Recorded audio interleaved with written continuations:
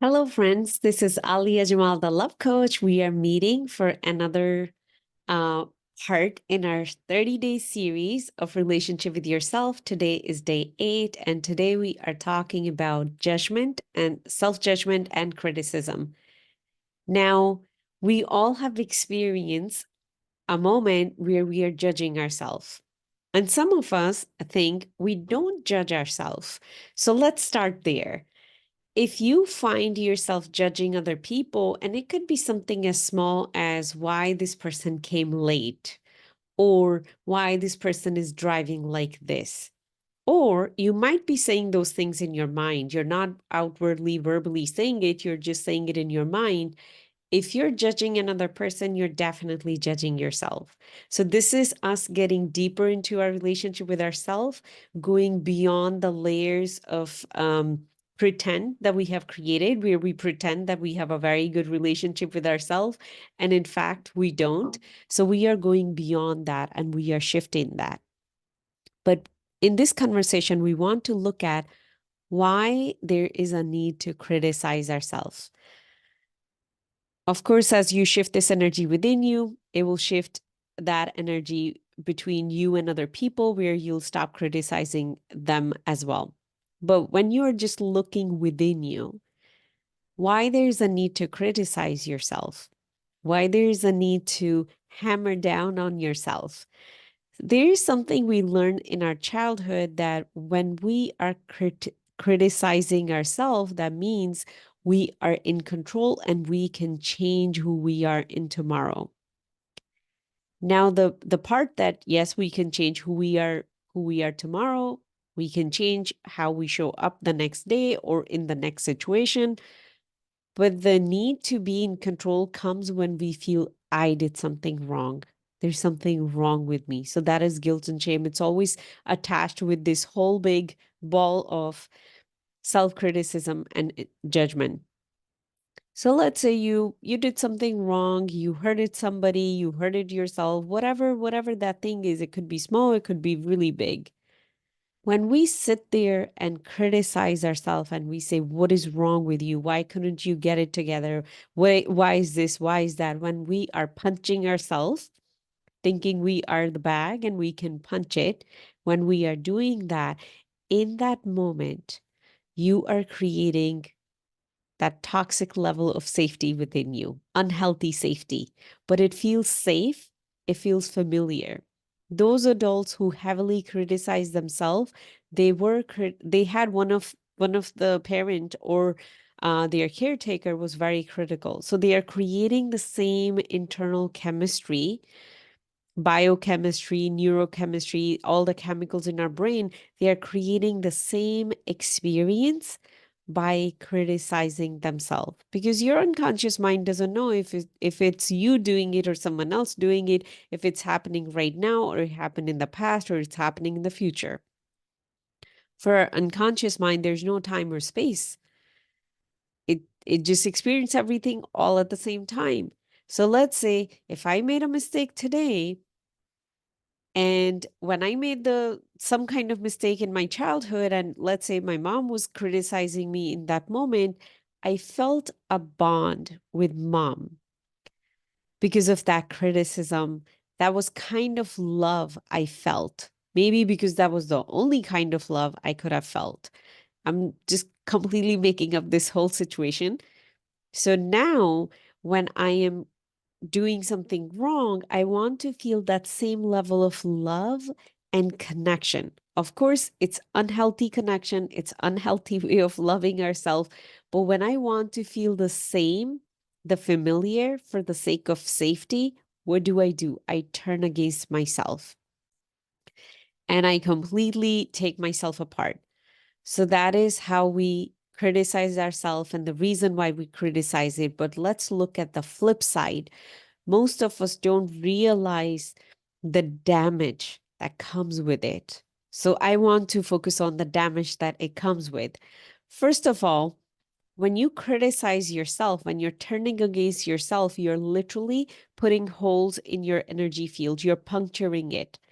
Think of a balloon and imagine if you're puncturing that balloon, but then you are expecting it to stay blown up. You don't want to deflate it, even though you're putting holes in it. Of course, over time, it's going to deflate it. So what will happen, you will feel tired, you will feel drained. Right now, we have this thing called adrenal fatigue. We have this thing called burnout. We have this thing called feeling tired out of out of the blue, extreme fatigue. We have all these diagnoses, proper diagnosis. If you look inside that person, and if you are that person, if you look inside of you, those are the people who are extremely critical of themselves and sometimes critical of other people too. Whatever we are throwing at another person, first we are throwing that on ourselves. We are just unaware of it. It's unconscious behavior. Most of us, we don't even pay attention to what's going on in our mind. We are so focused what's happening outside of us. We're not even focused what's happening inside of us. So taking that step back, going inward, connecting with ourselves, being aware of ourselves, you will see you're damaging yourself. The second thing that happened when we are criticizing ourselves, it creates that false sense of emotional intimacy, but it's false intimacy.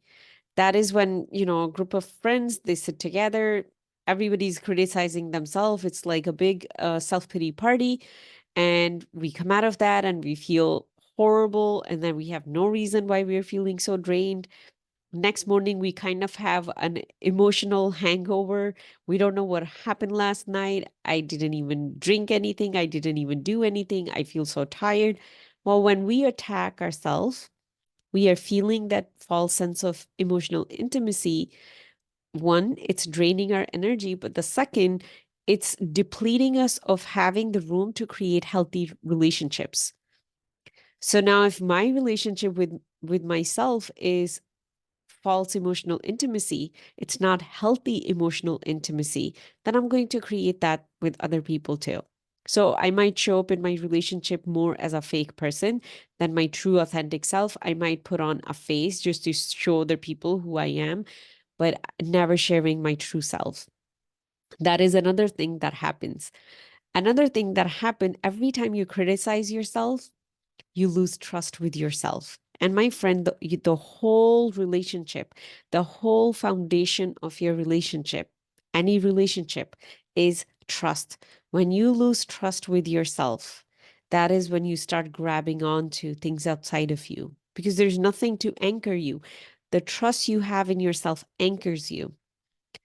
Would you trust the person who every time they pass by you, they just slap you? And sometimes you're like, what did I do?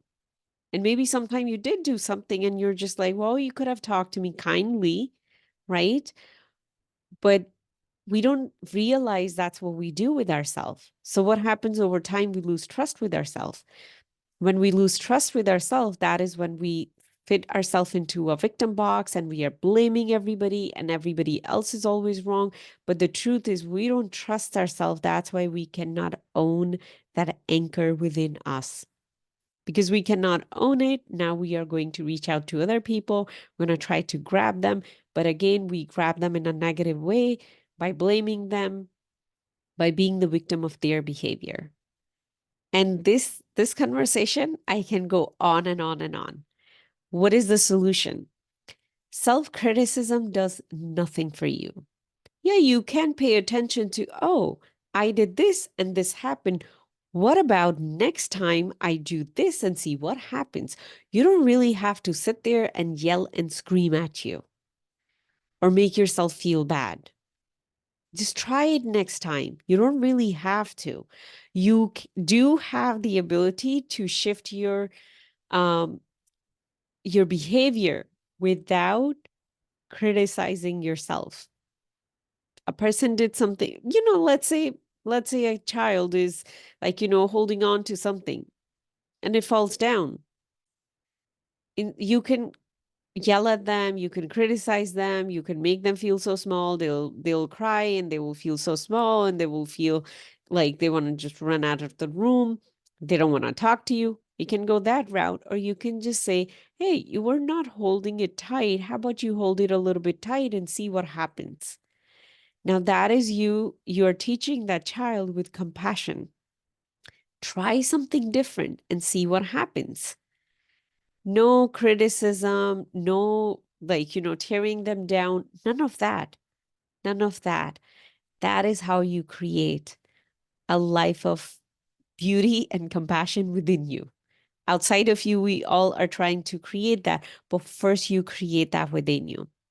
So I will invite you to give yourself permission to stop criticizing yourself and just try a different behavior and see what happens.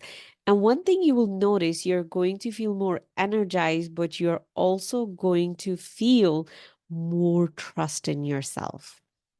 And you will feel less of a victim of this life. That is all for today. I'll be back with another one of these small gems. And I'm sending you all so much love. Bye.